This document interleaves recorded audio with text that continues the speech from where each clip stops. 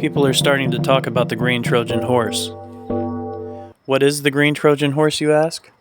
It's the narrative that unemployed people are poisonous to the earth, coupled with the fact that robots and AI have replaced human usefulness and value. You see, I grew up in the Midwest. I got to see firsthand what automation does to a town. I got to see firsthand when Motown went down. Now that area is referred to as the Rust Belt. And you know, people nowadays, they say, oh, automation is going to make everything easier. It's going to make our lives easier. We're not going to have to work as much.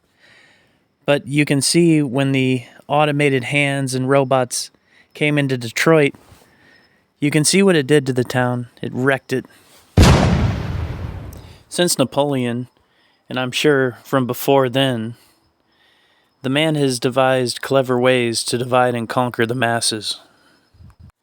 I would say deep down, poor people all agree that the major problem going on right now is the wealth gap between the rich, the super rich, and the super poor. And that gap is getting bigger and bigger. And in the meantime, the man is running all these campaigns to keep us divided and conquered so that we focus on the small things that we don't agree on instead of the one thing that we all agree on. That over time, the wealthy are getting wealthier, and the poor are getting poorer. And the more automation they put into play, the more way they find to cut jobs, they're not going to give any of it back. They're going to blame us. They're going to get us to blame each other for the disaster that they're creating. They're distracting us with all this rhetoric. Oh, it's the Mexicans. Oh, it's the Chinese. Oh, it's the Syrians that are taking all the jobs. Oh, it's the boat people. No, it's the robots. It's the automation. They are distracting us with their BS. They try to hide the unemployment numbers, but everyone can see the methadone clinics on every corner.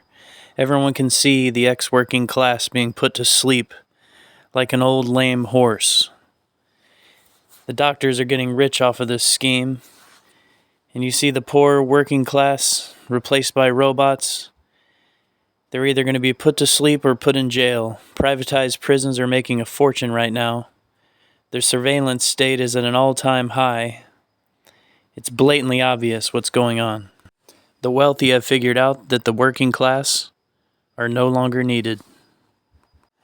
The man may not need us anymore with his new system and robots, but you know, we really don't need his new system, and we don't need him either. We can cut all these billionaires off. Let them build their robot factories, but we'll boycott that. We'll boycott all their products. We'll help each other.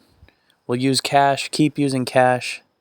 Keep your change, keep your copper and nickel change, because that's what they make robots out of. Keep silver, keep gold. Get out there and guerrilla garden. Barter. Cut the man out of our system, and he'll come crawling back to us to negotiate, because he needs a market. And at the end of the day, if we're not going to do what the French did and go up there with some guillotines, we got to cut them off and boycott.